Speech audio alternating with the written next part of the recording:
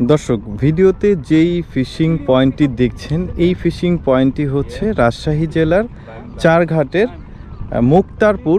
এই জায়গাতে ফিশিং করছে। এটা হচ্ছে পদ্মা নদী, দেখতে পাচ্ছেন টোটালটা। তো এইখানে কিভাবে আপনারা আসবেন, কিভাবে মাছ ধরবেন, সব ডিটেলস এই ভিডিওতে আমি আপনাদেরকে দেখাবো। ভিডিওটা পুরোপুরি দেখতে থাকুন। এখানে মাছ হচ্ছে কি হচ্ছে না সব কিছুই জানাবো আপনাদেরকে, দেখতে থাকুন। চলুন শুরু করি আমরা শুরু থেকে। দর্শক আসসালামু আলাইকুম, লেটস ফিশিংয়ের নতুন একটি ফিশিং পর্বে আপনাদের সবাইকে স্বাগতম। আজকে মাছ ধরার ভিডিও আমি আপনাদেরকে দেখাচ্ছি না, আজকে আমি আপনাদেরকে একটা স্পট দেখাবো। আচ্ছা চলেন যে ওইখানে আমরা ফিশিং গ্রাউন্ডটা দেখি। দর্শক, আমরা টিকিট কেটে ভেতরে প্রবেশ করেছি। এই যে টিকিট মূল্য হচ্ছে 20 টাকা করে।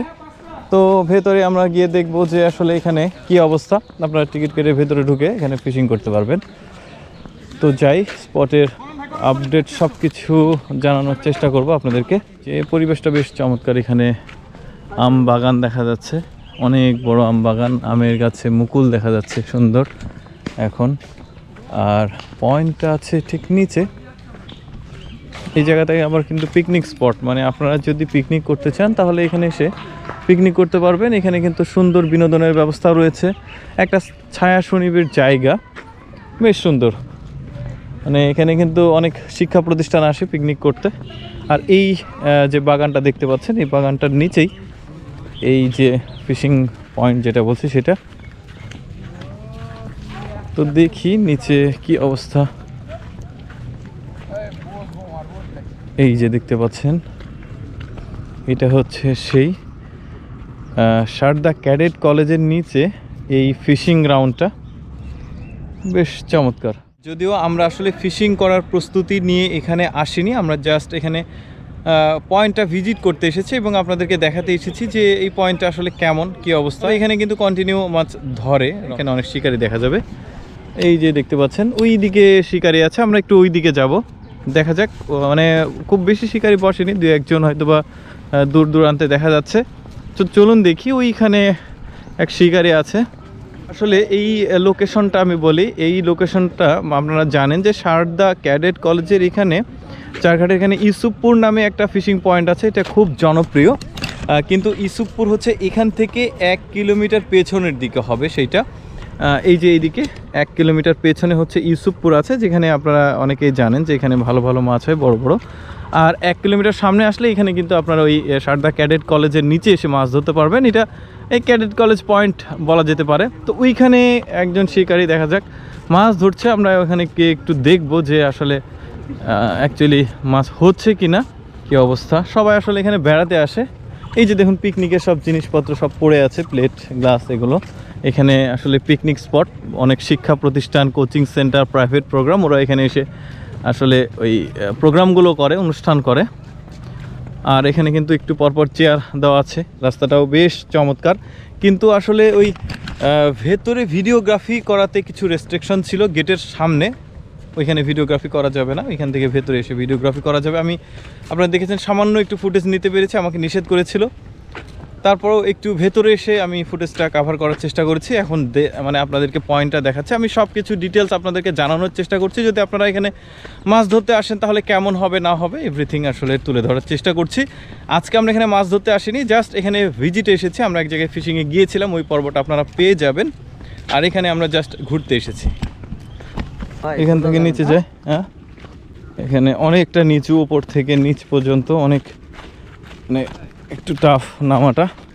এই যে এখানে শিকারি ভাইরা আছে, মাছ ধরছে।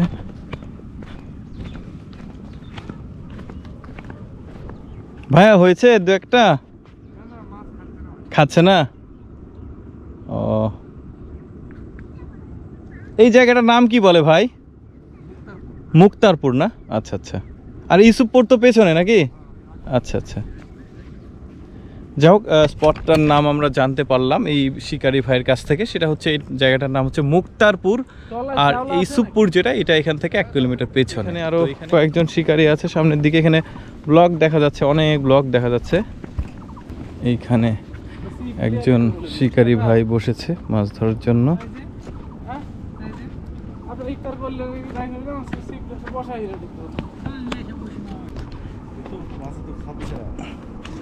মাছে খায়নি না ভাই?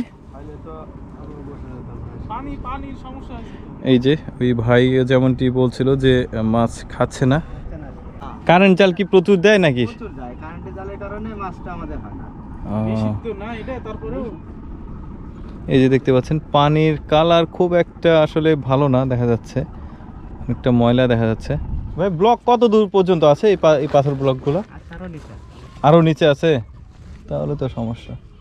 এখানে গভীর আছে না, এখানে গভীর আছে। আমার তো প্রায় 12-13 ফিট ইয়াদে আছে এখানে। 12-13 ফিট মানে আপনার বহর দেওয়া আছে নাকি? মানে এখানে ভাই যেমনটি বলছে এখানে কিন্তু অনেক গভীর পানি। এখন ওনার যে বহর দেওয়া আছে সেটাই 12-13 ফিট, তার মানে অনেক গভীর পানি। মানে পানির যে গভীরতা সেটা সম্পর্কেও জানতে পারলেন আপনারা। এই যে শিকারীরা আসলে স্থান পরিবর্তন করছে, ওই যে উপরে ওইটা ক্যাডেট কলেজের যে জায়গাটা, ওই জায়গাটা, আর নিচে এই ফিশিং গ্রাউন্ড মুক্তারপুর। মানে এখন যে মাছগুলো হচ্ছে সবই কালবাউস, তাই না? এমনি রুই কাতলা কখন থেকে হতে লাগে ভাই? এখনই হয়, কিন্তু এবারে হইতেছে না। রুই কাতলা এখন বয়স অনেকে 10 কেজি 12 কেজি এগুলো চিতল কাতলা এই পয়েন্টগুলোতে হিট হয়েছে, এই পয়েন্টে। কিন্তু এই বছর এখন পর্যন্ত ওই সময়টা আসেনি, আরও 1 মাস সময় লাগবে না ভাই? 1 মাসের মতো। আর একটু গরম পড়লে কেন, হ্যাঁ হ্যাঁ হ্যাঁ, মাছ খাইতে শুরু করবে। যেমনটা শুনলেন, আর একটু গরম পড়লে মানে এখানে ভালো মাছ খাবে আর কি। তাই দেখো কার সাথে আসছো তুমি? কয়বার ফোন দিছে তাই দেখো। বেশ দারুণ একটা দেখার সময় নাই স্পট। ওই ভাই ওই পাশে কি ইন্ডিয়া? হ্যাঁ, এই তো ইন্ডিয়া এখান থেকে। ও আচ্ছা, এই যে ও আচ্ছা, এই নদীর মধ্যে ইন্ডিয়া আছে? এবার সামনেই বর্ষির মাথায় ইন্ডিয়া।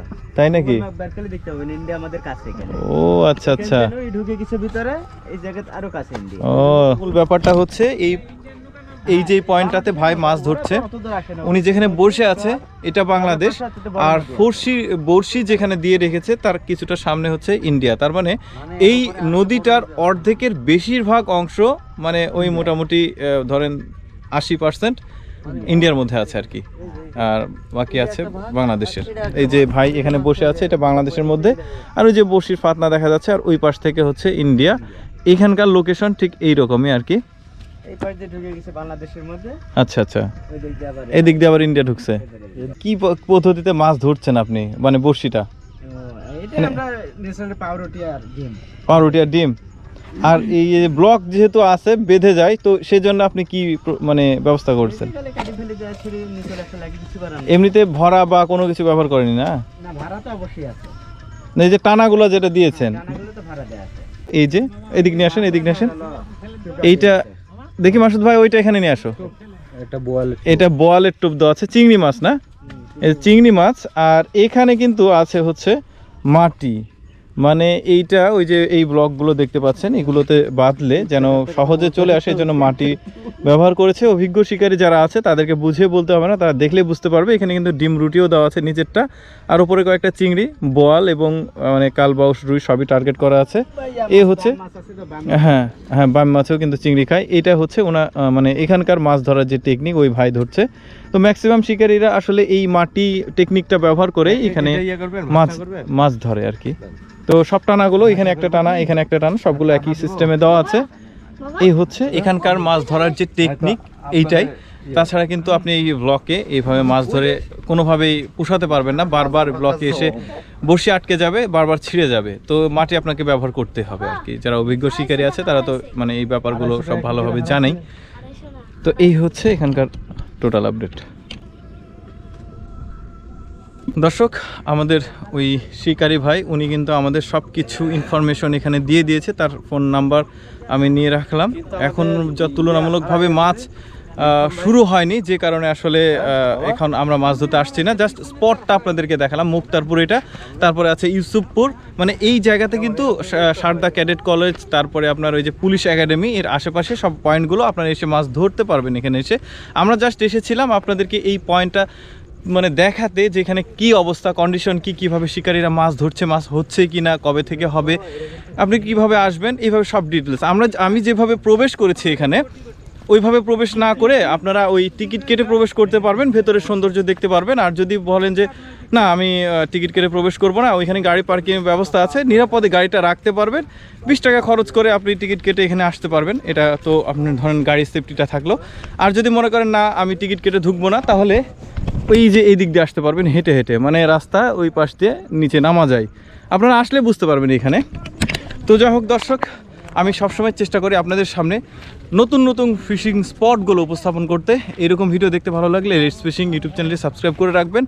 আর ভিডিওগুলো কেমন লাগছে অবশ্যই কমেন্ট করে জানাবেন। দেখা হচ্ছে নতুন কোনো ফিশিং পয়েন্টে। সে পর্যন্ত ভালো থাকুন, সুস্থ থাকুন, আল্লাহ হাফেজ।